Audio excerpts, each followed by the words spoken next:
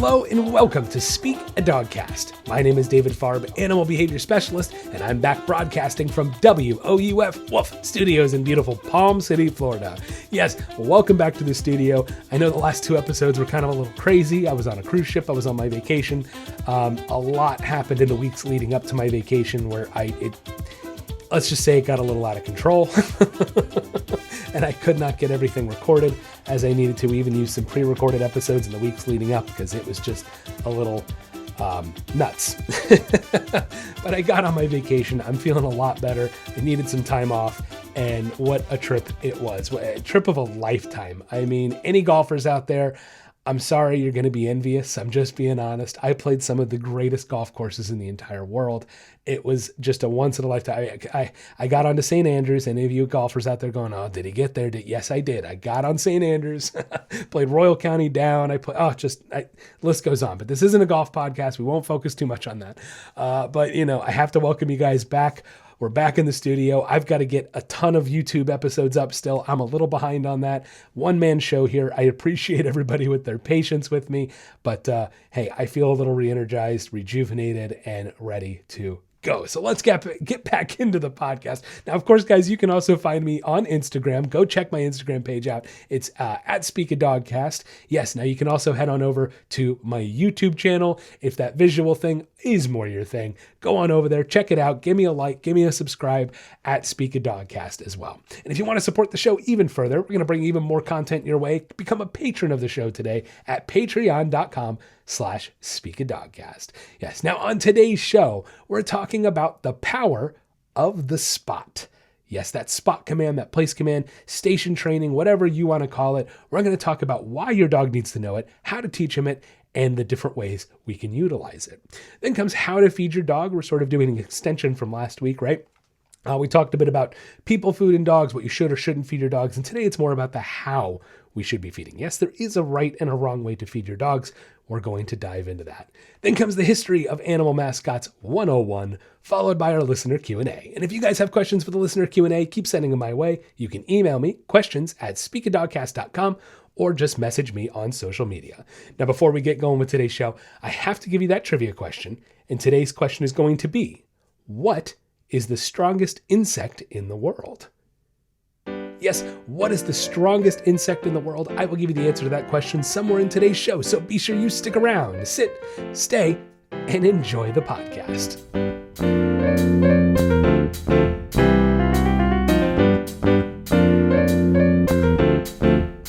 Next on Speak a Dogcast, the power of the spot. Now we're talking about a spot command, a place command. Station training has a few different names, all kinds of names. I like to call it the spot command. Go to your spot. Easy to say, very concise. And it can be a helpful tool in your training belt, right? Having that spot command to be able to utilize in a multitude of instances and circumstances is going to help bring success to training with your dog. Now, I know it seems very simplistic. It's going to a spot. So what, David? Guys, it's everything. I'm telling you. It can help with the front door exercise as we've gone over constantly. It can help just relax your dog in a moment where maybe they're being a little too much. What if we have a puppy who's just kind of a little obnoxious, right? Because puppies can be, and it's just too much. You got to get something done. Go to your spot, stay, give them a reward or a toy or something to chew on, and it can really, really help you out a lot. So we're going to talk about the different ways that we can utilize a spot command as well as how to actually train the spot command. Now, you can also go back and check out my Instagram page. That's at Speak a Dogcast, of course. Go check out the Instagram. I've got a video up there from a little while back where we actually train the spot command, right? Show you kind of how to do it. But we're going to break it down a little bit today. And look, the spot command is not... I think some people view the spot as a very complicated command to train, and it's really not. I mean, honestly, guys, it's easier than a recall. It's easier than getting your dog to come back to you. Now, sure, getting your dog to come back to you in your house or one thing like that's one thing, but I'm talking about outside with distractions, right? So training a spot is really honestly easier because it provides a reference point. Now, it's not to say getting your dog to come back to you as a reference is not a reference point, but having that physical reference point to go back to really helps change the mindset of your dog and really helps facilitate whatever you need in that moment. So that's my point is you could take your dog out leash in public and try to get a recall. And it's going to take longer to train that than it would be if I took a bed or a spot or whatever out into a public place with distractions and told my dog to go to their spot. And I'm telling you, it's because of that physical conditioning, physical repetition, where they actually have like a reference point to go to. What's cool about the spot is it doesn't always have to even be a dog bed. We could make it as simple as something. I've trained a dog to go to a spot the size of about a quarter. Like put their feet on, literally they will search for it on the ground and make sure they've got their feet on that little quarter size spot. But it always starts with a larger spot, a bigger reference. So it doesn't necessarily have to be a dog bed, but that's the easiest one we all go to because most of us have a dog bed at the house, right? It's an easy reference point and something that's easy to use. So let's talk about how we train a spot command first. Now, it's really simplistic, guys, but when we are training our dogs, always got to give you the reminder, make sure you leash up your dog. Leash and collar. My favorite collar to go to is that martingale collar and a regular 6-foot nylon, or maybe even like a leather leash. But really a basic 6-foot leash, none of the stretchy material stuff, none of these runaway leashes, right? Let's get back to basics and talk about using the proper martingale collar and the proper leash for your dog. Now, it's not to say that we have to have the leash in our hand at all times, but it's one of these things where I want my dog to at least be dragging it around during training time, so we have that option to be able to redirect with the leash if we need it. Okay, step on the leash if we need it, what have you. But it's always better to have the leash on during training time and not need it than have needed it and not have it on, right? Then you got a problem. It's a lot harder to redirect if you don't have a physical way to do just that, redirect, okay? So guys, make sure you're leashing up your dogs when you're training them, all right? Now the next thing is obvious. We need a bed. We need a dog bed. That's how we're going to train the spot. So make sure you have a dog bed handy and of course your treats and treat pouch. Let's talk about that for just a moment, guys. Let's always just a friendly reminder, right? I don't think I've said it in a while. So the friendly reminder of treat pouch versus putting your treats in a pocket. All right, the pouch is going to be your best friend. I mean, I know it's incredibly fashionable and awesome too, but it's going to be your best friend because you don't want to be fumbling with the treats. How many of us, you go to get in your pocket and your hand gets stuck and you can't get the treat out and you're fumbling? And those extra seconds are crucial when it comes to training your dog. I'm not going to talk about timing really today, but timing is everything when it comes to training your dog. So that treat pouch helps facilitate better timing when we're training with our dog. And it also allows the treats to disappear. You're not having to hold them in your hand. You're not having to make it this other big deal. It comes out of the pouch, it goes in their mouth, and that's it. We're done. Back, treats are in the pouch. They're hidden. They're back there. Not a big deal, right? So I have to stress it over and over. Please use your treats and your treat pouch when we're training our dogs. Okay, so we've got our leash, we've got our collar, we've got our dog bed, we've got our treats, and we've got our treat pouch. Now, look, it really is pretty simple. It's very basic. All you're going to do is you're going to say the command, whatever that command you want it to be. Like I said, for me, it's go spot. It could be go place, whatever you want to say. Go to your spot, okay? I'm going to guide them over physically with the leash to the spot, get them on the dog bed, and the second even just one of their paws hits that dog bed the first time, we're going to reward it with a treat right away. Very important, okay? So I'm going to guide them over, say, hey, go to your spot. Second that paw hits the bed, we're going to say, hey, good boy, good girl, good spot. Feed him a treat. Okay.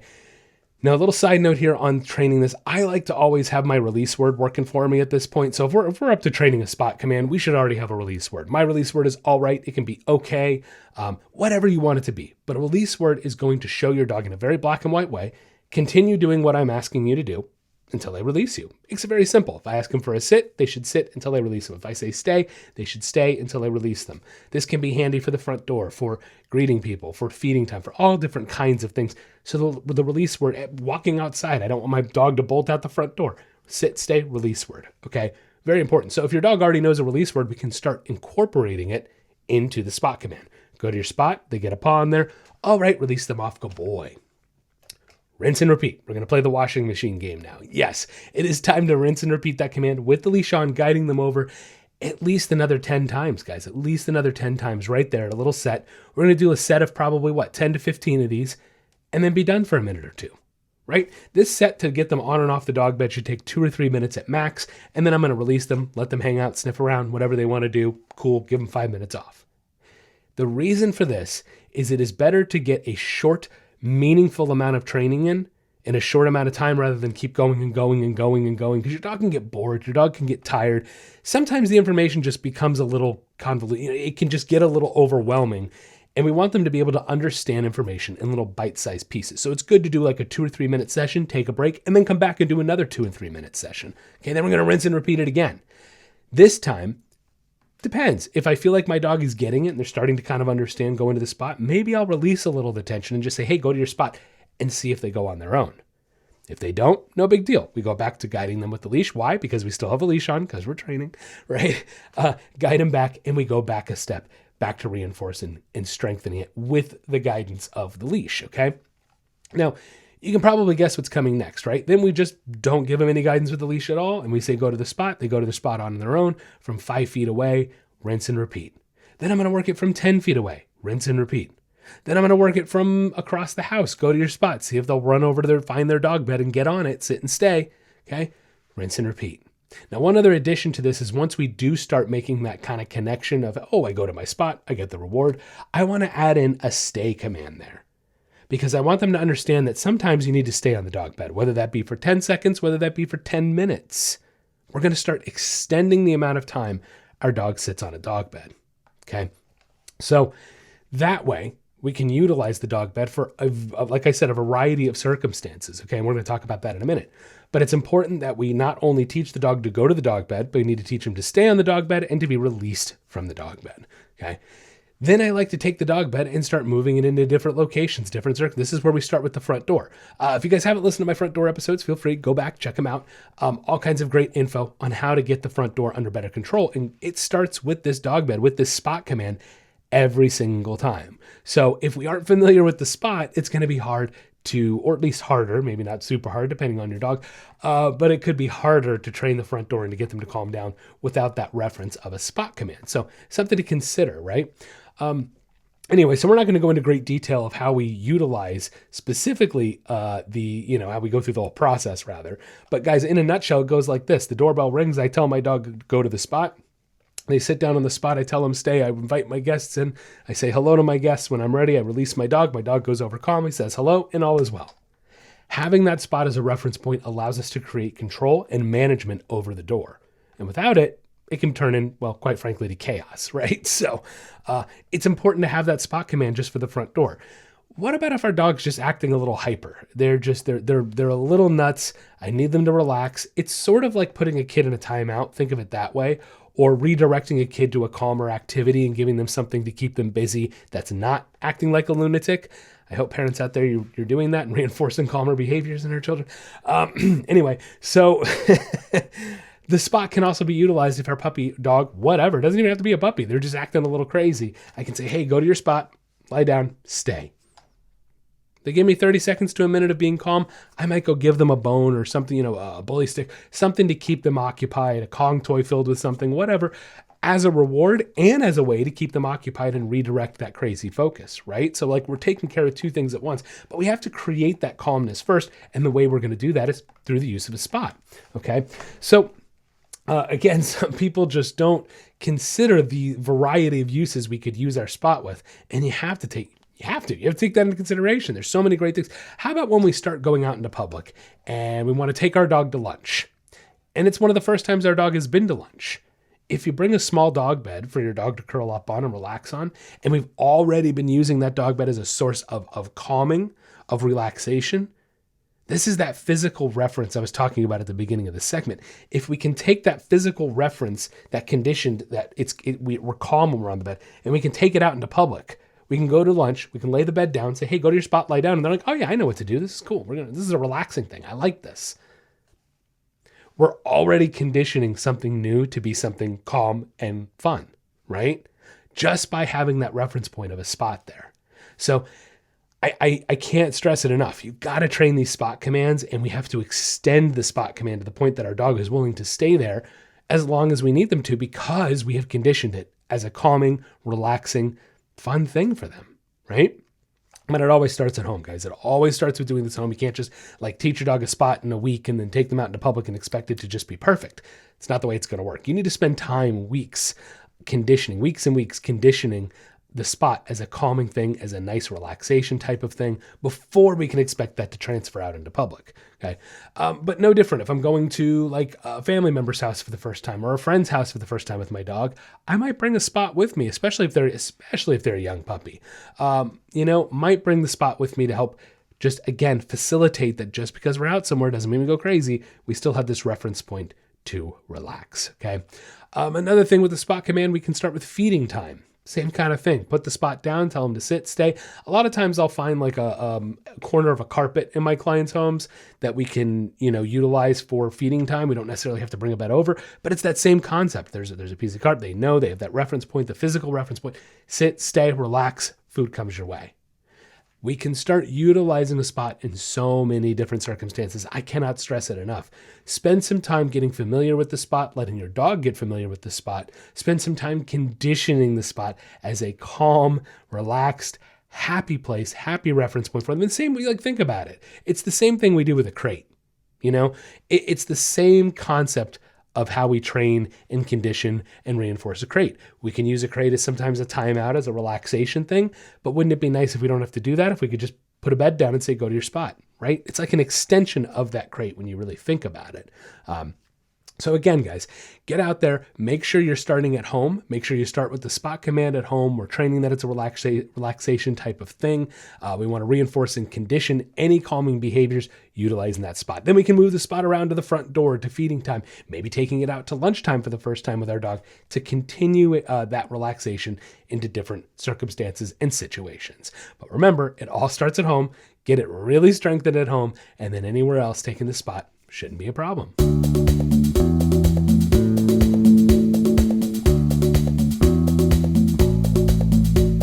Are you tired of your dog barking all the time? Or maybe you want them to stop jumping on people when they come over? Or does your dog take you for a walk instead of the other way around? Well, we can help. At the Nature of Training and Speak a Dogcast, we are committed to improving the relationships and lives people have with their pets. No matter what behavioral issue you are experiencing, from an unruly puppy to more severe issues, we can help. Our virtual training programs are catered to you and your pet and create a training plan that gets results. For more information, you can check out our website at www.thenatureoftraining.com or find us on Facebook or Instagram at Speak a Dogcast.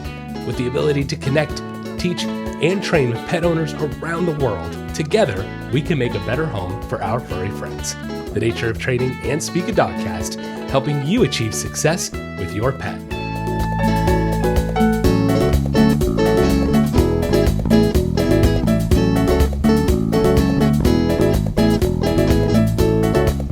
Next on Speak a Dogcast, how to feed your dog.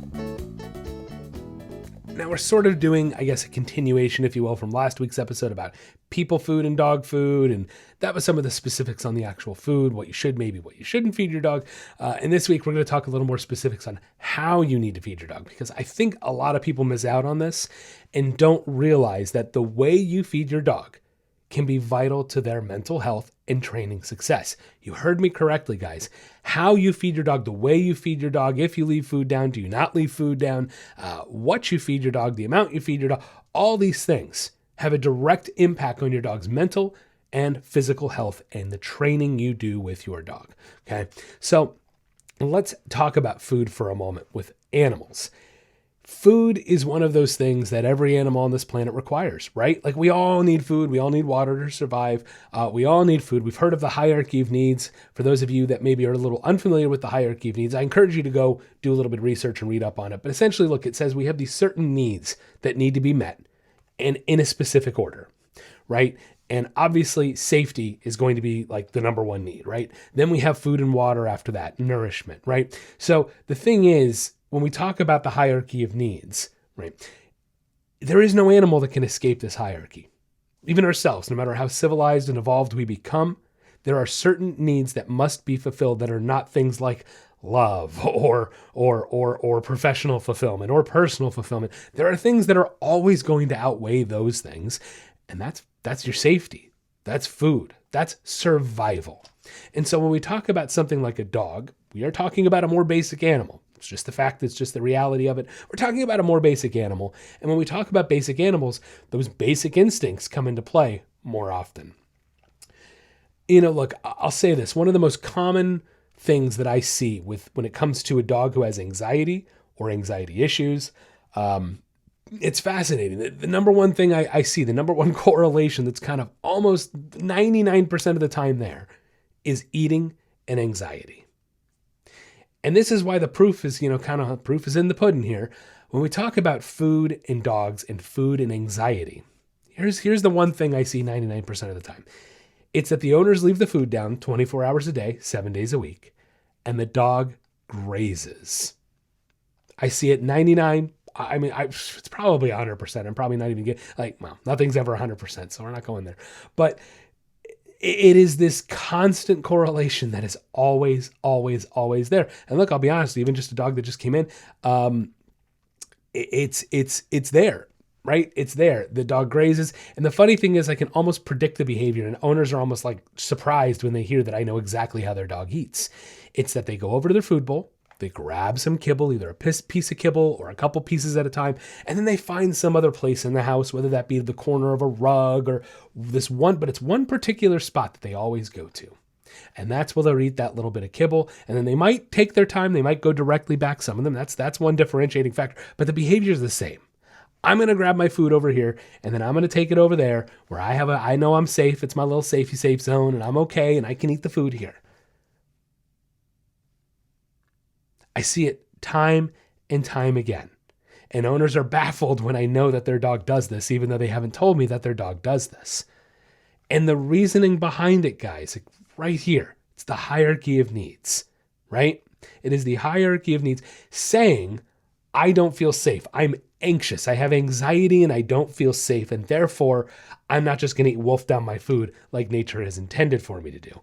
Why? Because dogs are domesticated wolves, wolves are predators, and they are opportunistic eaters. And so therefore, if food is presented, a dog should almost always eat it. Almost always should a dog eat food when it's presented in front of their face, because that's what predators do. Why? Because the food may not be there tomorrow. The food may not be there in 5 minutes, let alone tomorrow. So you better eat. So a dog choosing not to eat their food in one sitting and taking a kibble and the chewy here, having this anxiety about it, that tells us there is an imbalance in the hierarchy of needs. There is an issue that this dog is clearly experiencing. People don't like to hear that their dog has anxiety, or for that matter, severe anxiety issues. But unfortunately, it's becoming more and more and more and more common, guys. It really is. And I think, I go back, let's beat the dead horse of that. I say it time and time again, we're getting so far removed from our animalistic instincts, from what we are, learning how to communicate with body language, subtleties. We're getting so far removed from it that we don't even know how to talk to our dogs anymore. Talk, relative term, communicate with our animals, understand their language. We used to speak more of the same language, but we don't anymore. And so when we see a dog, they're not eating, I better leave a plate of food down 24 hours a day for them because they're not eating. No, that is the opposite of what we should be doing with the food. Because we, again, don't understand how a canine is built and their instinctual needs. Because here's the reality, guys. If you start taking the food away and only presenting it twice a day, here it is for 5 minutes in the morning, here it is 5 minutes in the evening. You're either going to eat or you're not. Sound familiar to anybody maybe the age of 35 or older? Does it sound familiar of what mom and dad used to do? This is dinner tonight. This is what you're getting. You don't want to eat it. You're going to bed without dinner. And what did you do? You learned to eat dinner. Why? Because an animal is not going to willfully starve themselves. Now, it's a different thing when we get to human beings and we're protesting a cause. Guys, that's the extremities and the extremes. And the reality is only self-aware animals are going to choose to do that. Okay, so, and I know you could argue, oh, David, I've read stories of animals starving. Look, guys, until I see consistent patterns, we're not going there, okay? We're just not going there today. Okay, so, again, your dog is not going to starve themselves. But if you offer food here and you offer food there, they're going to realize, look, well, I better eat. And all of a sudden they eat all their food and they go, holy crap, I didn't die. That wasn't so bad. Maybe I don't need to worry about that. And sure enough, next meal, they're going to eat again. I've seen it time and time again, guys. I see it time and time again. If you put the right parameters in place, you can eliminate that anxiety altogether. Takes a little tough love, takes a little patience, but it works. Not saying to starve your dog. That's not what I'm advocating for, just for the record here. The reality is, if you keep letting your dog eat piece by piece, bit by bit, they're going to continue having anxiety about their food. And quite frankly, it's probably not healthy because they're probably not getting enough, or they might even be getting too much. Depends. But I know if I feed them X amount in the morning, X amount in the evening, I know exactly how much they're getting, when they're getting it, and it's much healthier that way. Okay. We could also start getting into the argument of bloat. What happens when you have a larger breed and you leave food down all day and you don't know how much they're eating or when they're eating, and you go exercise them and they ate too much and all of a sudden the stomach flips over and we have an emergency on our hands. So not only from the instinctual point of view, but from a behavioral point of view. So I know I'm kind of going into this a little in depth today, but I'm seeing it too much lately where people are leaving food down for their dogs and their dogs have anxiety, and it's a direct correlation. It's not to always say cause and effect that, leaving the food down is making your dog anxious. That's the core of it. I can tell you it's making the dog more anxious. I can guarantee that because it's not supposed to be there. The food is not supposed to just stick around. Okay. So how do we feed our dogs? All right, look. Like I said, the number one thing is to not leave the food down 24 hours a day. I don't care if you have an only dog. I don't care if there's nobody that's going to eat the food. That's irrelevant. That's irrelevant to the point of psychologically what we do to our dogs when we leave the food down all day. There are some dogs who can deal with it and are okay with it, but the vast majority, I'm talking well over 95% of dogs, should not have food left down 24 hours a day. They just shouldn't. It's not mentally healthy from any standpoint, and it's oftentimes not physically healthy. All right? So, with that said, when it comes to feeding time in my house, we have everybody line up. We have all the dogs line up, sit down, stay, relax. I go fill up the food bowls. I bring all the food bowls back. I lay all the food bowls down. They're all looking at me. They're relaxed. We're waiting patiently. And when I'm ready, I release them and they all eat their food. No big deal. Takes a little time, right? We don't just get there overnight with a bunch of dogs all sitting and waiting. It definitely takes time, practice, and repetition. But look, going right back to the last segment, another segment that we have today about the spot command, it all ties in, right? I like to utilize the spot sometimes to teach our dogs to sit and stay. But to me, everything with dog training is all about one word: control. And something especially like food, as the human, you should absolutely have control over. Okay, so that's another reason I want my dogs to sit and stay, relax. We're reinforcing relaxing behavior when it comes to food and eating time, and then I release them to the food. Okay, so how we feed our dogs is very important in the sense that we don't leave any food down 24/7. We don't leave food down all the time. Nope, food is going to come twice a day, depending on the size. Like if we have a little baby puppy and they need to be eating 3 times a day, that's one thing. But most dogs out there from a health standpoint that are healthy, that don't have any issues, they should be eating 2 times a day. Especially the larger the breed we get, we definitely want to make sure we're splitting that meal into 2 because as we just talked about a little while ago with bloat, we don't want our dogs to be eating too much in one sitting, potentially causing health issues with that. So something to consider as well. Now, again, I like to get them to sit and stay, relax, release them. They eat their food, all is well. To me, it also provides some mental stimulation. We have to think about when we domesticate animals, they still have this need. And whatever the animal is, like a dog, for example, they're predators, they're predatory need. I like to make my dogs work for their food a little bit. Something as simple as a sit and staying, giving them some purpose, some reason, and then releasing them to their food. There's always this importance we need to put on providing artificial tasks for animals, domesticated animals, animals in captivity. We're not talking about all that today, but dogs are no different. I always want to provide that little extra mental stimulation when and where I can. All right. So it's good to have control over the food. It's good to provide that stimulation for the food to get them to sit and stay. Now, one little quick thing I want to say on the amount of food. If you read some of these bags of dog food, the amount they want to feed your dog is actually kind of absurd and ridiculous. I mean, it really is. Like I always go back to my half lab, half Great Dane, Penny Lane. She's a big girl. She was like 95 pounds. And the bag of dog food said to feed her, I think like 4.5 cups of food a day. That was insane. That was insane. She ate 3 cups of food every day and she was perfectly healthy. She looked great. Always got compliments from my veterinarians on her weight. So it's one of those things where you kind of have to take it with a little bit of a grain of salt. You may need to experiment around with exactly how much to give your dog, but I just wanted to say that the dog food bags are not always accurate. There's always a little difference in metabolism too, especially when you get a mixed breed dog. So talk to your veterinarian more about that, of what they think. My veterinarian likes to go by a calorie count versus cups. So again, something to consider a different way and a different perspective to look on how much food you're giving them. But it's important, guys. Obesity is the number one health issue with pets that is completely preventable. And of course, it's all on you as the owner. Like, I got to wag the finger. Guys, you're the one scooping out the food, giving the treats, right? You have complete control over your dog's weight. And dogs should mentally, a dog actually should keep eating. They should be a Hoover vacuum and eat anything in front of their face because why? Like we talked about already, they're predators. It's in their nature that if food presents itself, they should take that opportunity and eat it. So if you put that treat down, they're going to eat it, guys. So I need you as the owner to be responsible and have some self-control for your dog. Come on, guys. All right. So again, consider how much you're feeding your dog as well. But to me, it's all about balance, whether it be through, setting the food down, relaxing and doing that, balance of how much we give, balance and understanding their instinct and how to provide for it. That's really what feeding time comes down to. If you have a dog out there who does have some aggression issues, maybe some possession issues with food, that'll be a different segment for a different day. And I do encourage you to reach out to a professional before you deal with anything like that. Okay.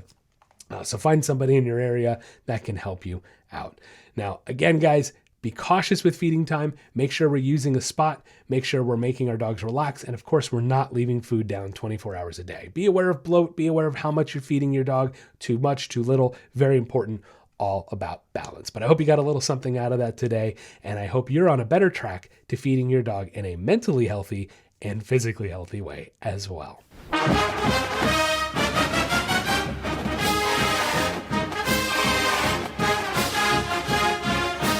Next on Speak a Dogcast, it's the History of Animal Mascots 101. Today, we'll be talking about the University of Texas. Now, University of Texas was established on September 15th, 1883. The University of Texas at Austin is considered a public Ivy institution and is the flagship of the University of Texas system. Now, the team competes in the NCAA Division I athletics, and their mascot, as you might have guessed it or you might already know, it's the Longhorns. Yes, the Texas Longhorns. Now, they were not always the Longhorns. In fact, the original mascot was a dog named Pig. Yes, the mascot was not a pig, but rather a pit bull terrier that was named Pig. Now, his owner, L. Theo Belmont, he had relocated to Austin as the first athletic director of the University of Texas, and he spent a lot of time walking around the campus with the dog. Pig started to win over all the students and staff, and Belmont would attend many of the games, the football games, with Pig as well. Now, at this time, the football players were already being referred to as Longhorns, but there was no official mascot. Pig became a fixture at the football games from 1914 to 1923, but unfortunately he ended up being struck by a car and he was killed. The school's population was devastated by the news. There was even a large send-off for Pig that was led by the university band. With members of the Texas Cowboys, an honorary student organization of the University of Texas, they were pallbearers at the funeral as well. Now, some reported that there were over 1,000 mourners in attendance. I mean, that's just awesome. And a bugle played out taps for the crowd, and a memorial marker was placed reading, "Pig's dead, doggone." In the most Texas way possible. I love it. Now, the idea to use a live Longhorn as the mascot is attributed to UT alumnus Stephen Pickney. Now, Pickney, in 1916, he was able to secure $124 donated from other alumni to purchase a steer, which they named Bo. Bo made his first appearance at a Thanksgiving Day football game in 1916, but the name Bo did not stick around very long. Now, supposedly, it was Ben Dyer of the Campus magazine that declared, quote, "His name is Bevo, and long may he reign." Now, it's not known if he was the first person to actually use this name or even why he chose to use the name Bevo, of which, of course, there are many, many theories. But Bevo stuck and the name continues to this day. Now, there have been 15 Bevos to date, with the latest taking over the reign on September the 3rd, 2016.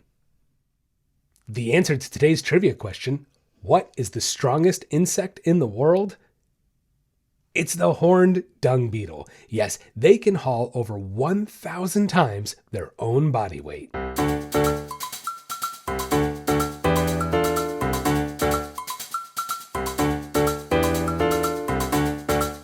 Next on Speak a Dogcast, it's the listener Q&A. The first question today comes from Vicky from Jacksonville, Florida. Vicky says, "Loving the podcast, just had a quick question for you. I have a Shih Tzu and she's about a year old. She's my first Shih Tzu, and I was wondering how often should I bathe and groom her?" Vicky, thanks for listening to the podcast. Appreciate the question. Yeah, Shih Tzus, obviously, they have hair. They don't have fur, and the hair is going to keep growing on you. So yeah, as far as how often you should get her groomed, I would say, did you say? Yeah, she's about a year old, just making sure. How often you should get her groomed. I would say about once a month is a good gauge for an actual grooming. However, if you keep up with the brushing, and that's the thing, look, you ideally, I know you're not going to want to hear this, you should be brushing your Shih Tzu every single day. You really, really should. It is a lot of upkeep. It is a lot of maintenance. I don't want to sugarcoat it to you. I don't want to lie to you. But these guys do get knots very easily. Some of them, their hair can grow very fast, very long, and it can get out of control very quickly. Now, with that said, you can give them shaves, and there's different cuts and Shih Tzu cuts you can do. You can leave the tail long, cut the body, leave the face a little long. It does make it a little easier on the maintenance of the grooming. So you can actually change the grooming that you're doing to help alleviate some of that, in between stuff you have to do. But look, really, ideally, you should be grooming your dog at least brushing your dog, not a full groom, but brushing your dog every single day, especially those like behind the ears places, the tail area, in the armpits. A lot of times they'd get knots. It's just Shih Tzus are high maintenance dogs when it comes to their coat, and kind of it is what it is type of thing. So yeah, once a month is a good gauge depending on the cuts you're getting for your Shih Tzu and depending upon how much in between work you're doing. But I hope you're doing that in between work and keeping up with their coat, and good luck to you. Next question. This comes from Pamela from Atlanta, Georgia. Pamela says, my husband really wants to get a lab puppy. But I'm worried I will be the one doing all the work. Now we have 3 kids, 8, 12, and 14, so they are old enough and are ready for a dog. I work from home. My husband does not. Do you think with such an active household and maybe being pulled in different directions, can we have a well-trained, calm puppy? Pamela, great question, and I like that you're at least trying to be a little realistic about it. Look, it's a yellow lab puppy, right? If you're talking about a yellow lab, you are talking about a dog that's definitely going to need more exercise, more stimulation, and the puppies can be a little nuts. We all know it. They have a lot of energy, and you have to be ready to drain that energy. So in a nutshell, can it be done? Yes. Can it be done with your family and your lifestyle? Yes, but that's also dependent upon you guys. I don't know how responsible your children are. I'm just being honest. If you have really responsible kids that are gung-ho about this and they're ready to go, absolutely it can be done. And, there's a segment from, a while back, it's probably quite a while ago, called It Takes, dog training, it's a family affair. That's what it was called. And I talk about that, where a family doesn't have to be an hindrance in having a dog and training a dog. As a matter of fact, it should be an advantage, because if you've got 5 people in your household, to me, there's no reason why everybody, especially the age your kids are now, there's no reason everybody can't pull their weight. Everybody can't do something. Some of you guys walk them. Some of you guys do the feeding time. Some of you do the train, what have you. If everybody pulls their weight, it's amazing what a wonderful dog you can create. That kind of rhymed. I love it. All right, let's roll with that. All right. But yeah, can it be done? Absolutely it can be done. But that really is going to be dependent upon you guys. Maybe doggy day camps are something in your puppy's future that you should look into once they're old enough and all that. That supplement, those kind of things that can help. But I'll be honest, without the core family doing everything they need to do, it can be a disaster. I'm just being very, very, very honest with you. It can be. I don't want it to be, but it can be. So it's up to you guys in the end. It really is. It's up to you guys whether you want to put in the time and the energy it takes to create a well-trained, calm puppy. Do your research, do your reading, keep doing what you're doing. I can tell you're being due diligent. You're already listening to the podcasts, which is fantastic. But get out there, read more, listen to more, do your research.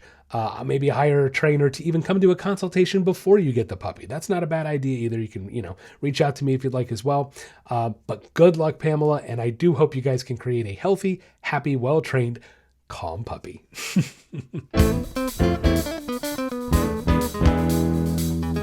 That'll wrap up the podcast today. Thank you so much for listening in. If you haven't clicked that subscribe or that follow button, do so right now. New episodes come out every Wednesday, and you are going to want to check them out. Follow me on Instagram at SpeakADogcast. You can find my YouTube channel at SpeakADogcast. Become a patron of the show today at patreon.com/SpeakADogcast. If you love what you're hearing, do me a favor, click that 5-star rating, give me the thumbs up, leave me a review. I would greatly appreciate it. I want to thank my patrons, my pup supporters, Regula Wright and Jill Norenberg, and my dog friend, Maureen Crozen. Have a wonderful week, and don't forget, get out there and walk your dog.